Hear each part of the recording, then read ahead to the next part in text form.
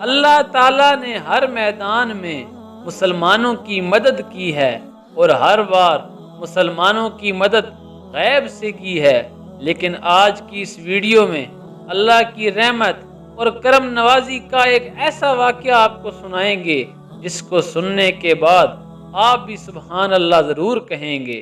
بسم اللہ الرحمن الرحیم۔ السلام علیکم ناظرین، آپ دیکھ رہے ہیں اویئر یو۔ یمن و حبشہ کا بادشاہ ابرہہ تھا۔ اس نے شہر صنعاء میں ایک گرجا گھر بنایا تھا اور اس کی خواہش تھی کہ حج کرنے والے بجائے مکہ مکرمہ کے اس کے شہر صنعاء میں آئیں اور اسی گرجا گھر کا طواف کریں اور یہیں حج کا میلہ ہوا کرے۔ عرب کو یہ بات نہایت نامناسب اور بری لگی، خصوصاً قریشیوں کو یہ بات بہت بری لگی کہ کوئی شخص یہ چاہتا ہے کہ مکہ مکرمہ کو چھوڑ کر اس کے بنائے گئے گرجا گھر میں طواف کیا جائے۔ چنانچہ قریش کے قبیلہ بنو کنانہ کے ایک شخص نے آپے سے باہر ہو کر شہر صنعاء کا سفر کیا اور ابرہہ کے گرجا گھر میں داخل ہو کر پاخانہ کر دیا اور اس کے در و دیوار کو نجاست سے آلودہ کر ڈالا۔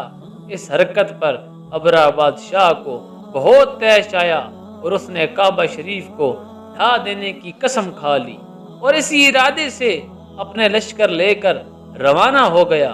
اس کے لشکر میں بہت سے ہاتھی تھے اور ان کا ایک سردار ہاتھی تھا جو بہت قدآور اور طاقتور تھا، جس کا نام محمود تھا۔ ابرہہ نے اپنی فوج لے کر مکہ مکرمہ پر چڑھائی کر دی اور اہل مکہ کے سب جانوروں کو اپنے قبضے میں لے لیا، جس میں عبد المطلب کے اونٹ بھی تھے۔ یہی عبد المطلب جو ہمارے حضور خاتم النبیین صلی اللہ علیہ وآلہ وسلم کے دادا تھے اور خانہ کعبہ کے متولی اور اہل مکہ کے سردار تھے۔ یہ بہت ہی روبدار اور دلیر آدمی تھے۔ آپ ابرہہ کے پاس آئے تو ابرہہ نے ان کی بہت تعظیم کی اور آنے کا مقصد پوچھا تو آپ نے فرمایا کہ تم میرے اونٹوں کو مجھے واپس دے دو۔ یہ سن کر ابرہہ نے کہا کہ مجھے بڑی حیرت ہو رہی ہے کہ میں تو تمہارے کعبہ کو ڈھانے کے لیے فوج لے کر آیا ہوں جو تمہارا اور تمہارے باپ دادا کا ایک مقدس و محترم مقام ہے، لیکن آپ نے اس کے بارے میں کچھ بھی مجھ سے نہیں کہا، صرف اپنے اونٹوں کا مطالبہ کر رہے ہیں۔ تو حضرت عبد المطلب نے فرمایا کہ میں اپنے اونٹوں کا ہی مالک ہوں، اس لیے اونٹوں کے لیے کہہ رہا ہوں، اور کعبہ کا جو مالک ہے وہ خود اس کی حفاظت فرمائے گا، مجھے اس کی کوئی فکر نہیں۔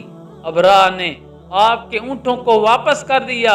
پھر آپ نے قریش سے فرمایا کہ تم لوگ پہاڑوں کی گھاٹیوں اور چوٹیوں پر پناہ گزین ہو جاؤ۔ چنانچہ قریش نے آپ کے مشورہ پر عمل کیا۔ اس کے بعد حضرت عبد المطلب نے کعبہ کا دروازہ پکڑ کر بارگاہ الہی میں کعبہ کی حفاظت کے لیے خوب رو رو کر دعا مانگی اور دعا سے فارغ ہو کر آپ بھی اپنی قوم کے ساتھ پہاڑ کی چوٹی پر چڑھ گئے۔ صبح ہوتے ہی ابرہہ نے اپنے لشکروں کو لے کر کعبہ شریف پر دھاوا بول دینے کا حکم دے دیا اور ہاتھیوں کو چلنے کے لیے اٹھایا، لیکن ہاتھیوں کا سردار محمود جو سب سے بڑا تھا وہ کعبہ کی طرف نہ چلا۔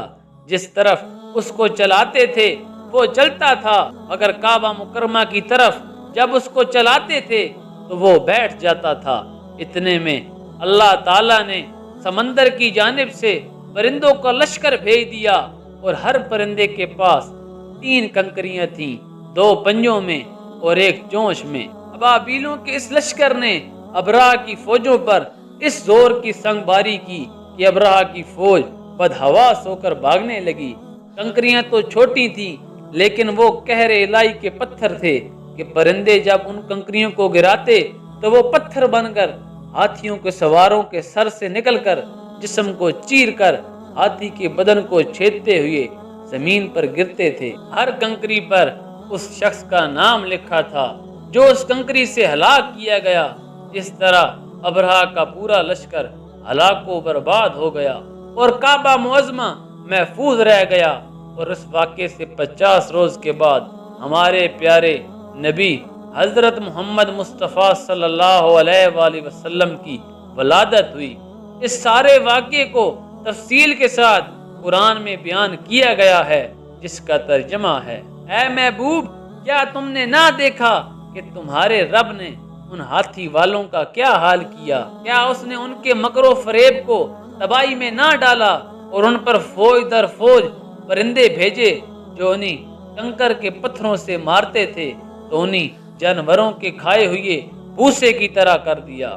تو پیارے دوستو، اس واقعے سے پتہ چلتا ہے کہ کس طرح اللہ نیک اور سچے لوگوں کا ساتھ دیتا ہے، اور بے شک اللہ ہی غیب جانتا ہے۔ اگر آپ کو آج کی ویڈیو پسند آئی ہو تو لائک کریں، شیئر کریں، چینل کو سبسکرائب کریں، اور اگلی ویڈیو تک کے لیے اجازت دیجیے۔ اللہ حافظ، اللہ نگہبان۔